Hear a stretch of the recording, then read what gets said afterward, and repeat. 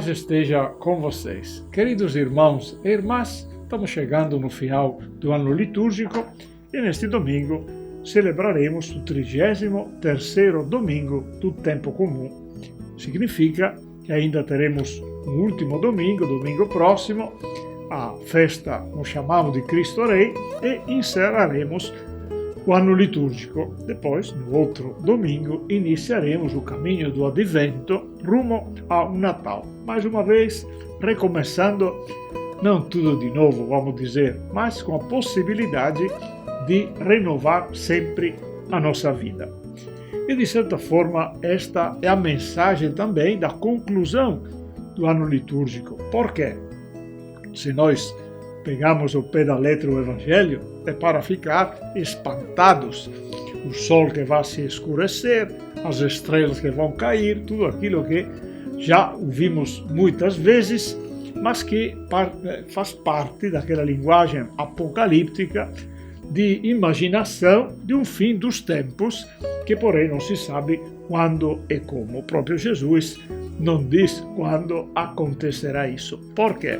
Porque a mensagem é maior do que isto, ou seja, o Senhor não quer nos amedrontar, nem marcar datas, nem nos dizer algo de uma forma que possamos perder, digamos, a esperança ou o sentido da vida. É exatamente o contrário. Tanto é verdade que tudo aquilo que ele diz é apresentado como sinais, e faz uma comparação com o sinal da figueira. Diz quando começa a aparecer o verde da figueira, as folhinhas e tudo mais, é sinal que o verão está se aproximando.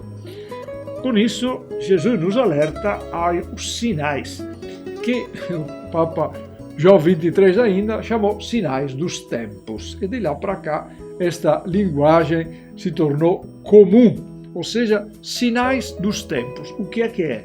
E o que é que quer dizer isso? E o que é que também Jesus queria nos alertar a entender e, sobretudo, a enxergar.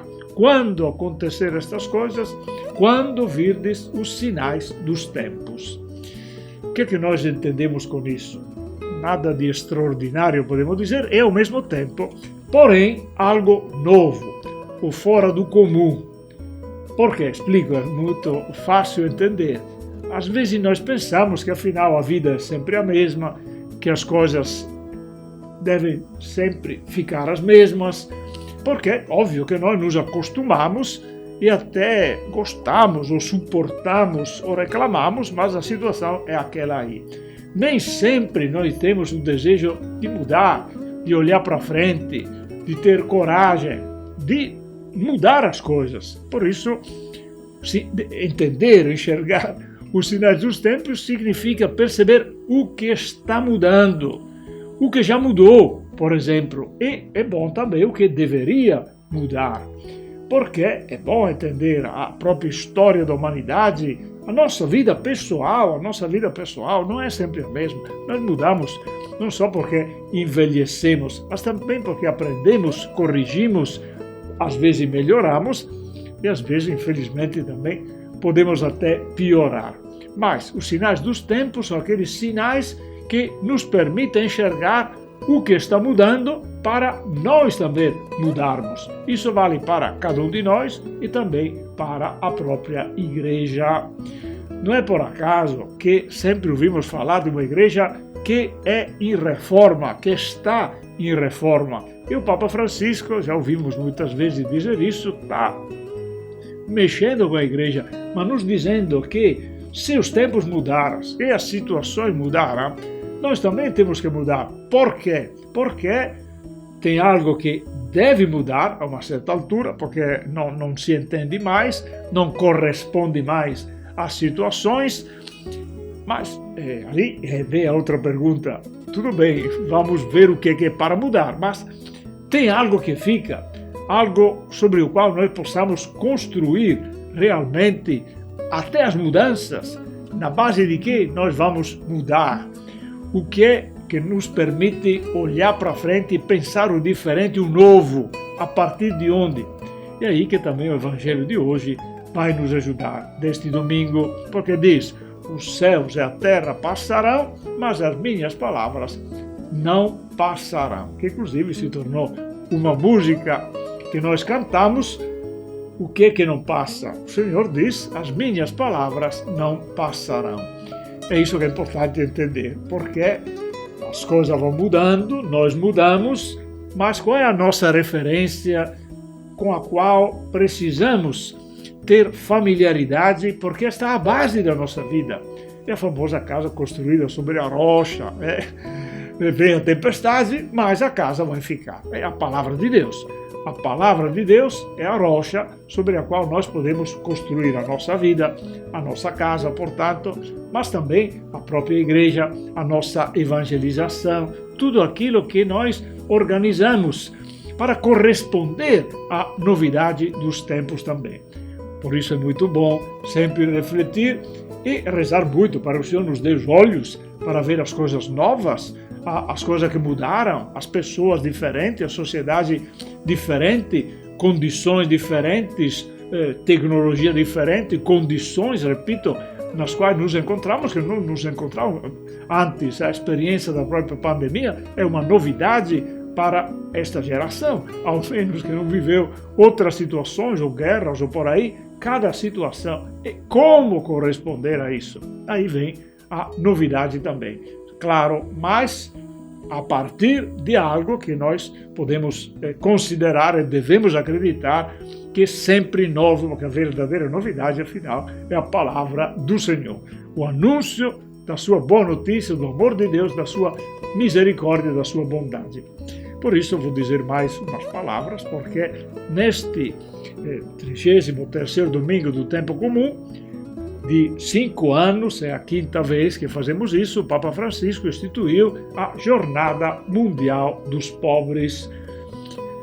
É um convite, todo ano ele faz uma mensagem, mas é um convite claro a ver os pobres, a perceber os pobres. E este ano diz uma coisa muito interessante o Papa Francisco: aprender também com os pobres. Vou lembrar aqui a frase evangélica, que inclusive é tirada de um trecho do Evangelho bem em seguida da página do Evangelho deste domingo. Marcos 14:7, a citação é: sempre tereis pobres entre vós. Jesus diz assim: sempre tereis pobres entre vós. Mas atenção, não é para dizer que temos pobres e, portanto, não se pode mudar nada. É só para dizer que sempre teremos condição de amar os pobres. Mas o interessante, eu disse, aprender com os pobres. Por quê? A página do Evangelho que o Papa Francisco aproveitou para esta frase que está colocada como lema desta 5ª Jornada Mundial dos Pobres é aquela página antes depois de Jesus, a última ceia, a paixão e morte, quando uma mulher despeja um óleo muito caro aos pés de Jesus. E alguém reclama, Judas, inclusive diz: por que gastar tanto dinheiro jogado fora para isso? Não podia vender e dar aos pobres. E depois, no Evangelho de João, se diz que Judas não falou isso porque gostava dos pobres, porque ganhava em cima disso. Por isso não é que todo mundo e todos aqueles que falam dos pobres sempre estão do lado dos pobres. Às vezes é até perigosa esta forma de apresentar. Portanto, esta mulher que despeja, e Jesus diz: ela fez isso em vista da minha sepultura, da Jesus, que irá na cruz, como eu disse, mas depois Jesus diz uma palavra muito interessante. Diz: deixa fazer o que ela está fazendo, e onde será anunciado o Evangelho, se falará desta mulher. Como esta palavra que é interessante para nós, porque diz uma pessoa qualquer, pobre, provavelmente, mas que generosamente despeja este óleo, e diz que o Evangelho, sempre, onde será anunciado o Evangelho, sempre se falará desta mulher. Tanto é verdade que nós estamos lendo, depois de tantos anos, esta página do Evangelho, onde se fala desta mulher. Por isso, a palavra do Senhor que se tornaram verdade. Mas o que é que o Papa Francisco quer dizer comentando esta palavra? Que tem que aprender também com os pobres. Eu vou ler pequeno trecho, porque fazer esta ligação, diz o Papa, entre um laço indivisível que existe entre Jesus, os pobres e o anúncio do Evangelho. Ou seja, os pobres, diz o Papa, de qualquer condição e latitude, evangelizam-nos, porque permitem descobrir de modo sempre novo os traços mais genuínos do rosto do Pai. Eles têm muito para nos ensinar, além de participar do sensus fidei como cristãos, é claro, nas suas próprias dores, conhecem Cristo sofredor. É necessário que todos nos deixemos evangelizar por eles. A nova evangelização é um convite a reconhecer a força salvífica das suas vidas e a colocá-lo no centro do caminho da Igreja. Somos chamados a descobrir Cristo neles, não só a emprestar-lhes a nossa voz nas suas causas, mas também a ser seus amigos, a escutá-los, a compreendê-los e a acolher a misteriosa sabedoria que Deus nos quer comunicar através deles. Portanto, o Papa diz depois outra palavra muito interessante, que diz que às vezes nós pensamos que os pobres só podem receber, mas não é verdade. É claro que estão precisando de receber, precisando de ajuda, mas eles também têm muito a dar, porque muitas vezes, claro, não vão dar os bens que não têm, mas vão dar exemplo, vão dar confiança, vão dar esperança, vão dar também uma forma diferente de fraternidade entre si. Claro, não vamos idealizar os pobres em si, óbvio, todo mundo é humano, tem defeitos também, como todos nós somos pecadores e pecadoras, mas muitas vezes nós poderíamos aprender muitas lições também com os pequenos, os pobres, aqueles que às vezes esquecemos. Com isso, eu concluo a reflexão deste domingo, lembrando, portanto, os sinais dos tempos.